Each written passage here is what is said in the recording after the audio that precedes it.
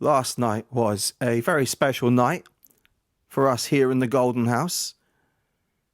It's a special night for us every year, actually. In fact, it is possibly the biggest day in our community's social calendar.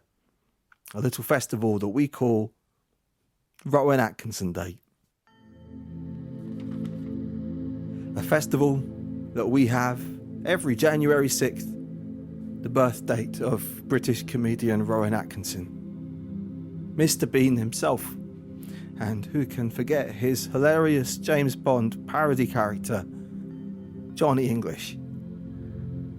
Every 6th of January, here in the Golden House, we like to honour Rowan Atkinson by screening some of his greatest performances for our members in the Recreation Centre. After that, traditionally, our drama club will come out and recreate some of Rowan Atkinson's famous one-man comedy skits.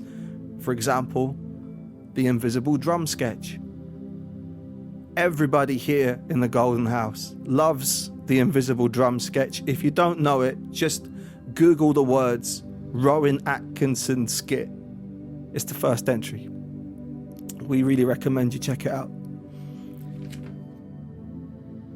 Sometimes we have Mr. Bean dress-up competitions. Not this year, sadly, but we have done that before. I think maybe it was 2016 we last did that. I specifically remember it was 2016 because I remember someone dressed as Rowan Atkinson dancing to Work, Work, Work by Rihanna. It's a long-running tradition. That's the point I'm trying to get across here. Something that we do here every January the 6th, without fail. Why Rowan Atkinson, you might ask? And that would be a great question. Well,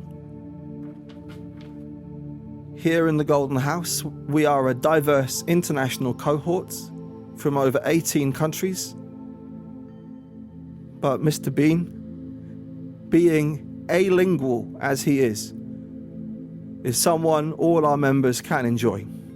No matter what language you speak, whatever your cultural heritage might be, watching an Englishman sitting on a bench, of all places, making a cup of tea in a hot water bottle, you don't need words to know why that is absolutely hilarious. That's why Rowan Atkinson Day it's a day for us all to just get loose and be goofy.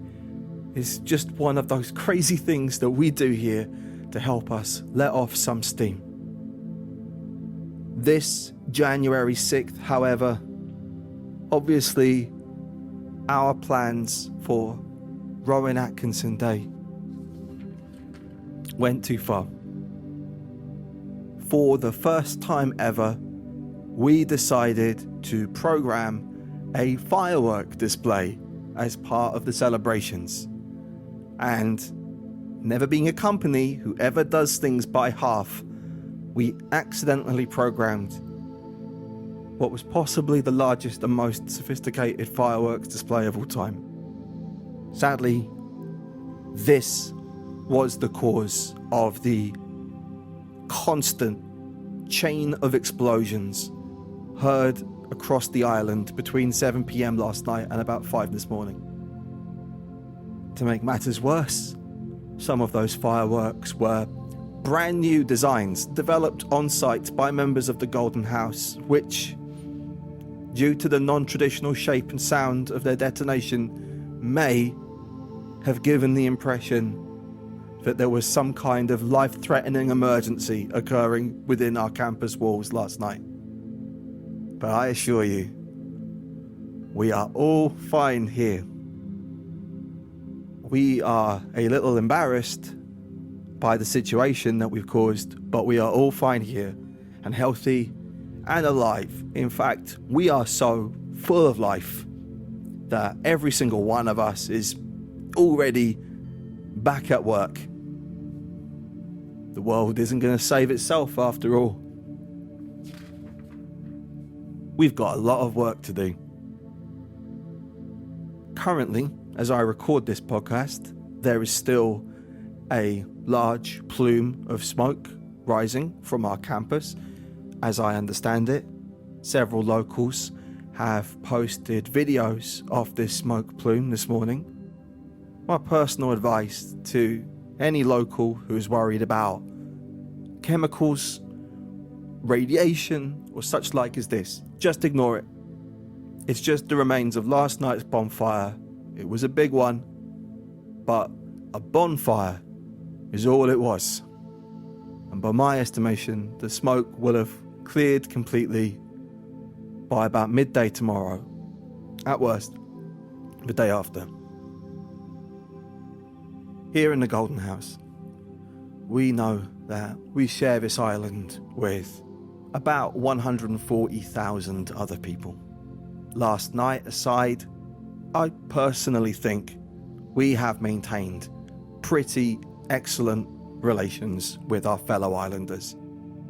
There was the rumour started by one resident who claimed we were responsible for disintegrating all his horses, but in that case, the gentleman in question was clearly going through something. I don't think the rest of the island really ever took that complaint seriously. They just assumed, correctly, that the whole matter had been some kind of misunderstanding. This time, however, there is no question of our responsibility, and we are deeply sorry to our neighbours for the damage and inconvenience we have caused.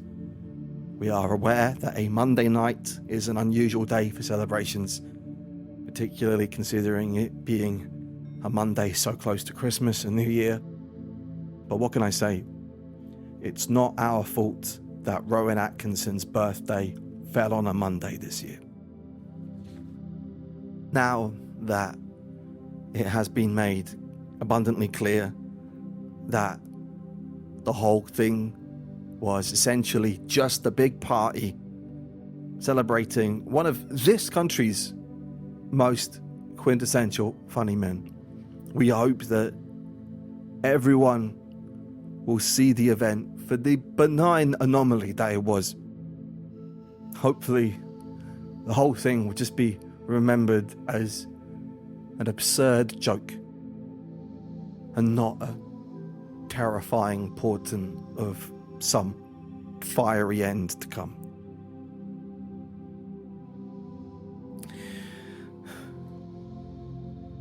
I can personally assure you, we had a cohort meeting at 6 a.m. this morning, and we all unanimously voted to cancel Rowan Atkinson Day for good. Gary has assured us there will never be another firework display here in the Golden House. Never.